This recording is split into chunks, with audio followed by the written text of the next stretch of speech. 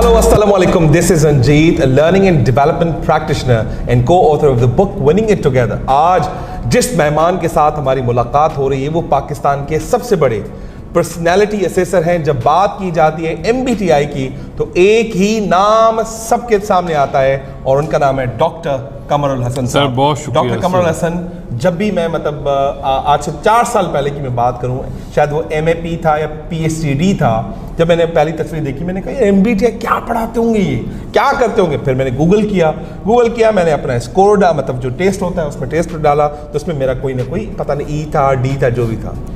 आज तक मुझे समझ नहीं आया कि ये पर्सनैलिटी असेसमेंट होती क्या है और ना ही मुझे पता चला कि नेचर क्या होती है और ये जो 4 तरह के पर्सनैलिटी मेरी निकली थी उसका यूज़ क्या होगा।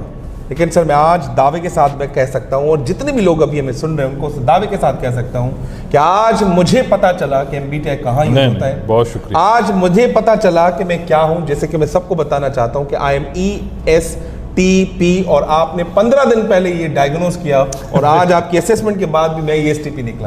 सर बहुत जबरदस्त था। मजीद मैं चाहूंगा कि जो मेरे ऑडियंस है वो जानना चाहती है MBTI होता क्या है, कहाँ काम आता है, क्यों काम आता है। This is a question from your side sir. नहीं, बहुत शुक्रिया आपका। देखिए MBTI क्वेश्चनेयर है। MBTI is a questionnaire. मैं इसको एक साइंस कहता हूँ। MBTI एक साइंस है जो इंसानों की किस्मों को समझने के लिए इस्तेमाल होता है। पर्सनैलिटी टाइप्स होती हैं, इंसानों की किस्में होती हैं। अच्छा, ये जो इंसानों की किस्मों का कॉन्सेप्ट है यही हमें बड़ा अननेचुरल सा लगता है, यकीन नहीं आता।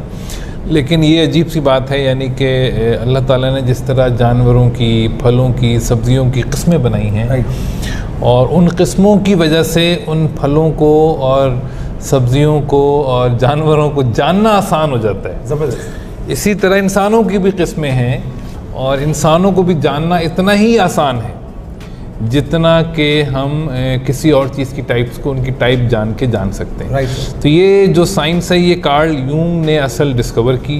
कार्ल यूंग की थ्योरी पे बेस करती है। बहुत सारे ऑथर जिन्होंने उस पर कंट्रीब्यूट किया, लेकिन असल में ये जो साइंस है ये इंसानों की किस्मों का इल्म है। अच्छा, इंसान अच्छा इंसान में जो असल ये नॉलेज हमें देती है वो ये कि ये इंसान की जो फितरत है ना उसको डिकोड करती है। तो इंसान की नेचर को अगर कोई शख्स समझना चाहता है, अपनी ज़ाहिर सबसे पहले इंसान की तमन्ना होती है कि अपनी फितरत को समझे, फिर अपनों की फितरत को समझे। अपनी और अपनों की फितरत को अगर समझना है तो MBTI का उसमें इस्तेमाल दुनिया करती है। अपनों की फितरत को जो इंसान समझ गया तो मैं समझता हूँ MBTI का असल मकसद जान लिया। सर आपने बात की थी नेचर वर्सेस नर्चर। पहले तो आपसे वो आसान भाषा में समझें नेचर क्या होती है, नर्चर कैसे किया जाता है। जब हमें दोनों अल्फाज प्रैक्टिकल लाइफ में अप्लाई करेंगे तो हमारी ज़िंदगी में, हमारे दोस्तों की ज़िंदगी में, हमारे कुलीग्स जो हमारे साथ काम करते हैं उनकी ज़िंदगी में और हमारी इसके बाद जो एक अज़दवाजी ज़िंदगी शुरू होती है उसमें क्या इम्पैक्ट आएगा सर। देखिए ये बहुत ही यानी इम्पॉर्टेंट सवाल है आपका कि चूँकि ये इंसान की फितरत से रिलेटेड है और इंसान की फितरत इंसान की शख्सियत का वो हिस्सा है जो चेंज नहीं होती, जो बच्चा अपनी इनहेरिटेंस से लेके आता है।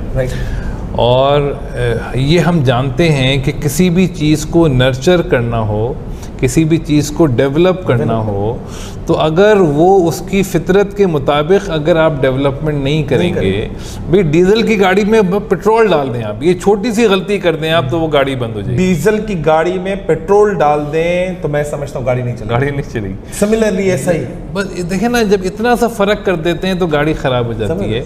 तो इंसानों को जब हम उनकी फितरत के अगेंस्ट लेके चलेंगे तो क्या होगा, इंसान का बस्ट आउट हो जाएगा। सर बस्ट आउट हम कर रहे हैं, हम अपने बच्चों को बस्ट कर रहे हैं। हम बच्चों को भी चलें सर, बात की चीज़ें, हम अपने आप को खुश नहीं रख पा रहे। हम अपनी फितरत को ना समझ के, हम अपने आप से बेबहरा होके दुनिया को जान लिया इंसान ने। वो अपने आप को जानने में वक्त खर्च करने को तैयार। एनसाइक्लोपीडिया पढ़ लिया, विकिपीडिया पढ़ लिया, ब्लॉकचेन पढ़ लिया, क्लाउड पढ़ लिया, उसके बाद आने वाली आर्टिफिशियल इंटेलिजेंस पढ़ ली। नहीं पढ़ा तो इंसान ने अपने आप